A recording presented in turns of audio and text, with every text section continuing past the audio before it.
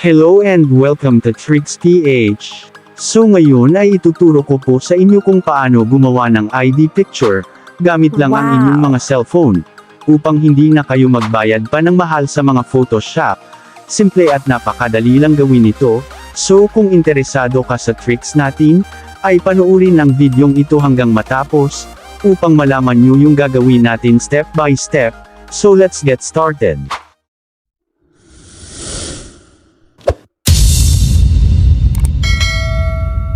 Okay, ang first step po na gagawin, upang makagawa tayo ng ID picture, ay punta tayo sa Google Chrome ng inyong cellphone, at i-search ang remove background.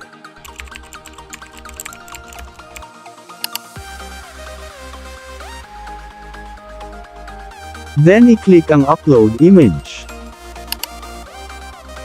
Then automatic na mapupunta kayo sa inyong gallery, at dito ay i-select lang po yung image na gusto nyong gawing ID picture.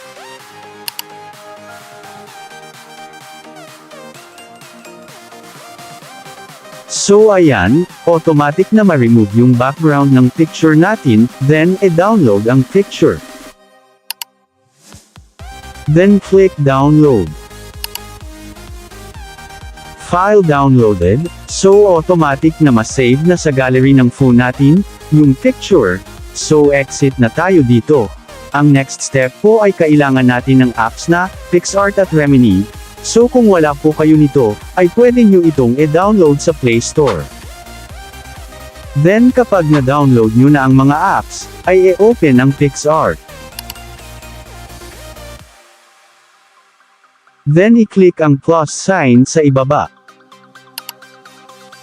Then scroll nyo lang, at hanapin ang free photos, sa ibaba niyan ay makikita nyo ang color background. Then i-select ang white color. So dito makikita nyo sa ibaba ang mga tools, swipe nyo lang yan pakaliwa, at hanapin ang add photo. Then ma-direct tayo sa ating gallery, i-select lang yung picture na ni-remove natin ang background kanina. So ayan, dito ay i-adjust naman natin yung size ng picture, at para ma-adjust, ay i-drag yung arrow sa ibaba ng picture.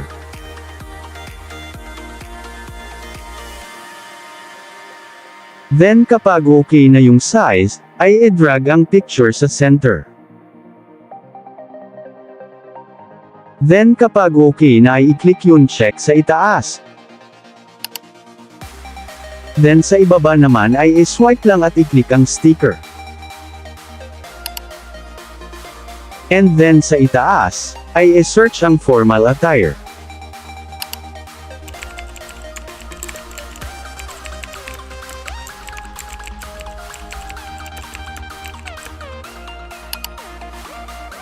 So dito ay marami kayong formal dress na pwedeng pagpilian, meron pang lalaki, at meron din mga pang babae. Scroll nyo lang upang makapili kayo ng bagay, at fit sa picture ninyo. So para sa akin ay ito ang napili ko, so once na may napili na kayo, ay i-tap lang po ninyo. Then i-drag ang dress, upang magmukhang suot natin ito. Tapos ay i-adjust yung size nito, upang mag-fit sa picture natin. I-drag ang arrow sa ibaba ng picture upang ma-adjust nyo yung size nito.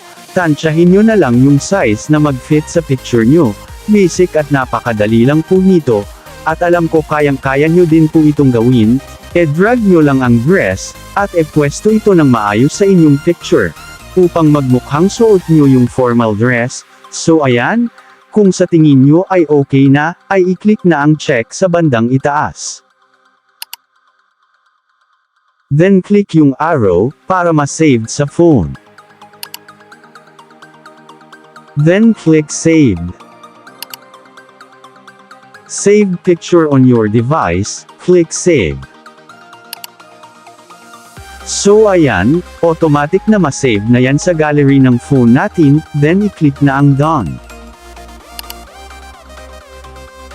So ngayon ang next step, ay punta naman tayo sa app na Remini.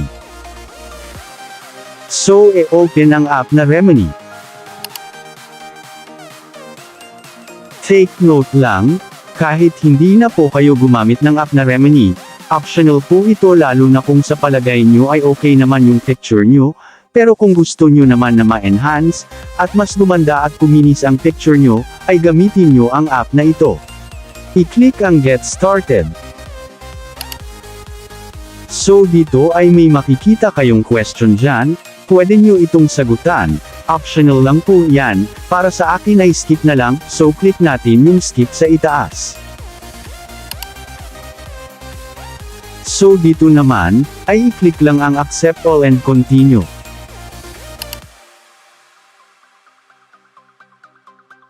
Then i-click nyo lang yung arrow sa ibaba. I-click nyo lang yung arrow. So dito ay may nakalagay dyan, Restore Purchase, huwag po nyo i-click yung continue. May bayad po dyan, i-click natin yung X sa itaas para free. Ayan, dito ay makikita nyo yung mga picture sa gallery ng phone nyo, select lang natin yung picture na ginawa natin sa PixArt kanina. Then i-click ang Enhance. Uploading image, hintayin lang po yan hanggang matapos, then makikita nyo na yung before and after ng picture. So ayan, drag nyo lang yung arrow icon, upang makita nyo yung before and after ma-enhance ang picture. After. Before. After. So ayan, kuminis at pumuti na yung picture natin, so para naman ma-saved sa phone, ay i-click yung save icon sa itaas. Then click save. So just in case na may lumabas na ads sa phone nyo, ay huwag nyo po skip, panoorin nyo lang po yung ads hanggang matapos, upang ma-save sa phone natin yung picture. After nyo mapanood yung ads, ay automatic na ma-save sa gallery ng phone nyo yung picture, then i-click na yun done. Then sunod nating gagawin ay back tayo sa PixArt, then i-click yung plus sign. Then dito sa ibaba, ay makikita nyo ang collages, select nyo po yung grid. Then select lang natin yung picture na enhance natin sa Remini kanina. Then tap ng 4 na beses ang picture. So ayan, dito sa itaas ay may mga collages kayong pwede pagpilian, scroll nyo lang para makapili kayo. So once na may napili na kayo ay tap nyo lang. Then i-click ang border sa ibaba, dito ay set natin yung border ng picture, set natin sa 3 depende po sa inyo. Kung ayaw nyo ng may border ay set nyo lang sa 0, then save. Then i-click ang save. Then i-click ang save. So ayan, automatic na ma-save na siya sa gallery ng phone natin, then i-click ang done. So ngayon naman ay gagawa tayo ng para sa 1x1 na ID picture. Select ang picture. Then para naman sa 1x1 na ID picture, ay tap ng 8 beses yung picture natin. Then select natin yung nasa itaas. Then set yung borderline sa 0. Then save na natin. Then i-click ang save. Then i-click ang save.